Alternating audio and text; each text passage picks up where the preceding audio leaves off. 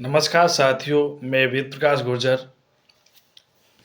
हमारी बातें पाप कर्म के बारे में चल रही थी कि मनुष्य पाप कर्म क्यों करता है। मनुष्य में कामना, आशा, लोभ और तृष्णा ये प्रवृत्ति प्रबल होती है और जब तक ये प्रवृत्ति रहेंगी मनुष्य में तब तक वो पाप कर्म करता ही रहेगा। करोड़ों में से कोई एक वेला होता है जिसमें ये प्रवृत्ति नहीं होती है, और जिसमें ये प्रवृत्ति नहीं होती है वो निश्चित ही परमात्मा को प्राप्त कर सकेगा। किसी वस्तु को पाने की इच्छा करना ही कामना है,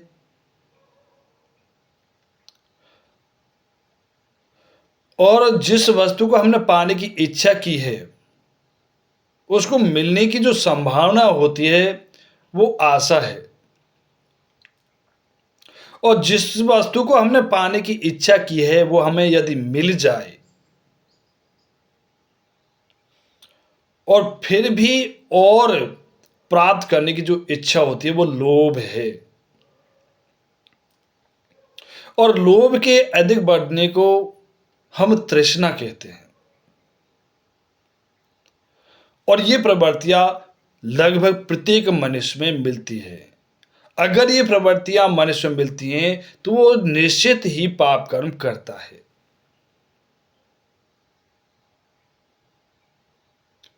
मनुष्य की इच्छाएं कभी कम नहीं होती।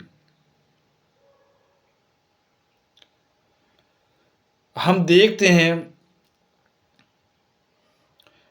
कि हमारे माता पिता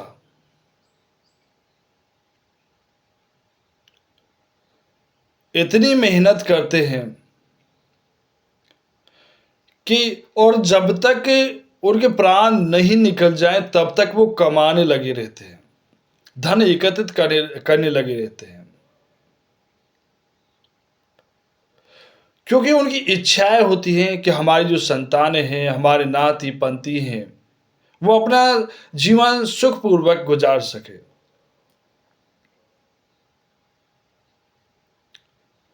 अपना जो शरीर है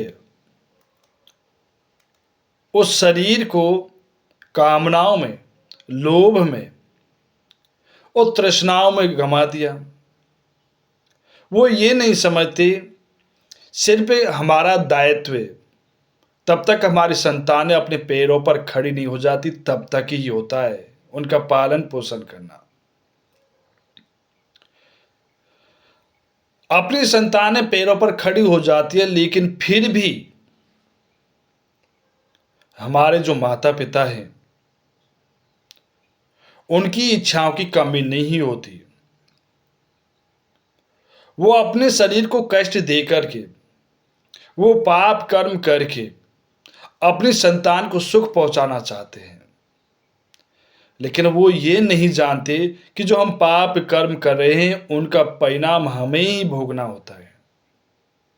या वे ये नहीं जान रहे होते हैं कि जिसका जन्म हुआ है उसका प्रारब्ध पहले लिखा जा चुका है कि उसे कौन से परिणाम भोगने हैं। हम दूसरों की मदद करके उसके परिणाम में फेरबदल नहीं कर सकते, केवल उसकी सहायता कर सकते हैं। उसका परिणाम तो उसके कर्म के अनुसार मिलेगा ही। फिर हमारे माता पिता, बड़े बूढ़े बुजुर्ग क्यों नहीं समझते कि जब अपनी संतानें अपने पैरों पर खड़ी हो गई हैं फिर भी हम पाप कर्म करने क्यों लगे हुए हैं।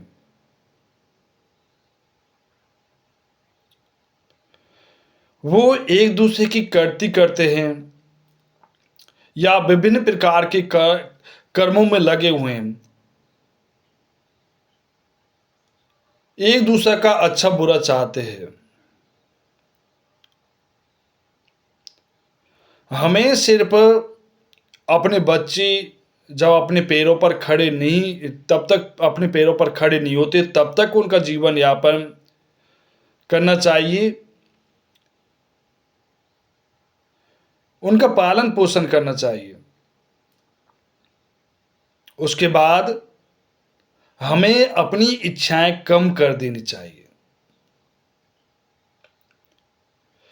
जिससे हमारा जीवन यापन सुखपूर्वक व्यतीत हो सके। यदि हमारी इच्छाएं ज़्यादा होंगी तो निश्चित है हमें क्रियाकलाप ज़्यादा करने होंगे, और ज़्यादा करने होंगे तो निश्चित है हमें पाप भी करना होगा या दूसरों का अहित भी चाहना होगा। और जब हम दूसरों का अहित चाहेंगे तो हम इस जन्म और मरण के चक्कर में पड़ते ही रहेंगे। अपनी संतानें अपने पैरों पर खड़ी हो जाती है, उसके बाद हमें सिर्फ अपने अच्छे कर्मों पर ध्यान देना चाहिए कि हमारा अगला जन्म कैसे सफल हो।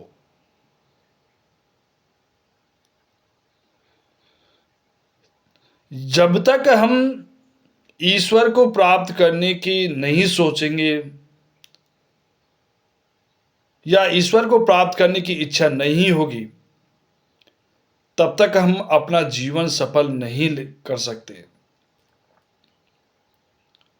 हम विभिन्न प्रकार के संसाधनों को प्राप्त करके केवल सुख चाहते हैं। ये निश्चित है, यदि आप सुख चाहोगे तो दुख मिलेगा, क्योंकि सुख और दुख ये संसार में है। सुख आएगा तो दुख निश्चित है, लेकिन मनुष्य आनंद प्राप्त नहीं करना चाहता, क्योंकि वो आनंद का महत्व समझता ही नहीं है।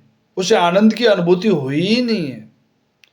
आनंद का विलोम नहीं होता, आनंद का विपरीत नहीं होता। एक बार मनुष्य को आनंद मिलने के बाद में उसे कोई और दुख मिलेगा ही नहीं। फिर वो आनंद क्या है? हमारा ये कर्तव्य होता है कि हम उस आनंद को कैसे प्राप्त कर सके।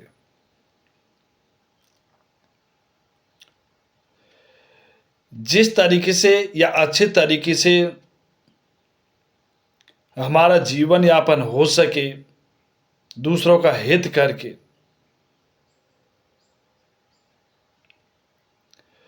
और जिस तरीके से हम ईश्वर को प्राप्त कर सके या आनंद की अनुभूति कर सके, इस तरीके से हमें अपने क्रियाकलाप करने चाहिए।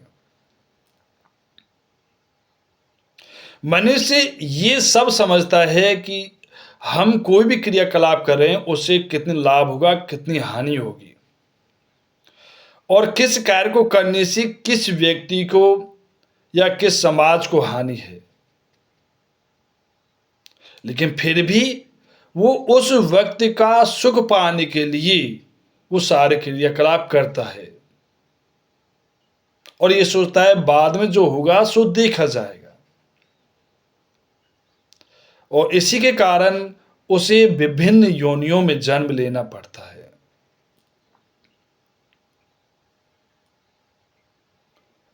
मनुष्य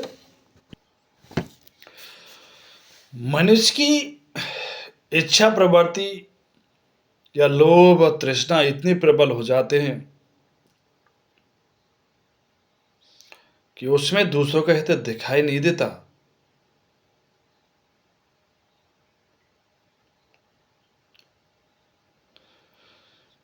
हम देखते हैं कि विभिन्न प्रकार के क्रियाकलापों के लिए तो मनुष्य अपनी जी जान झोंक देता है, लेकिन थोड़ा सा भी जो आपको समय मिला है उसका लेश मात्र समय भी आप यदि ईश्वर को प्राप्त करने के लिए अपने जीवन झोंक दें, सॉरी, थोड़ा सा भी वक्त ईश्वर को प्राप्त करने में झोंक दें,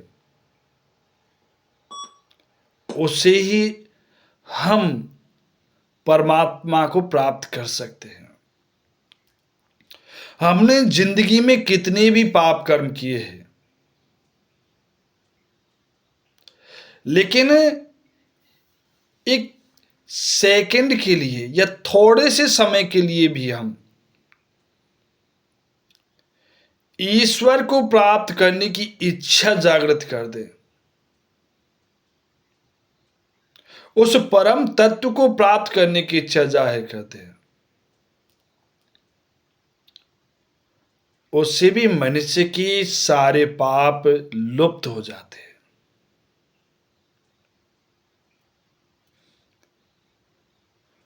हम सभी दूसरों का हित देख करके अपने कर्म करें, अधिक से अधिक लोगों को लाभ मिले ऐसा कर्म करें, दूसरों को हानि नहीं पहुंचे ऐसा कर्म करें। अपने माता पिता को सुख पहुंचाएं,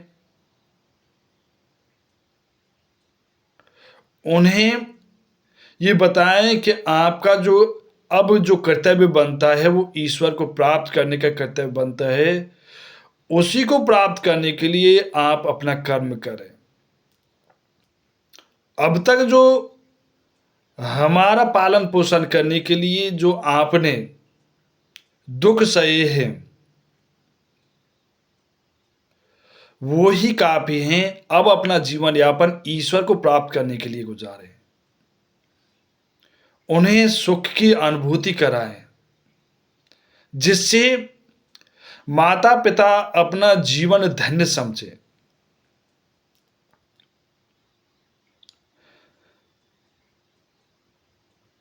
माता पिता का जीवन तब सफल हो जाता है तब उनकी संतानें उन्हें सुख का अनुभव करा दे,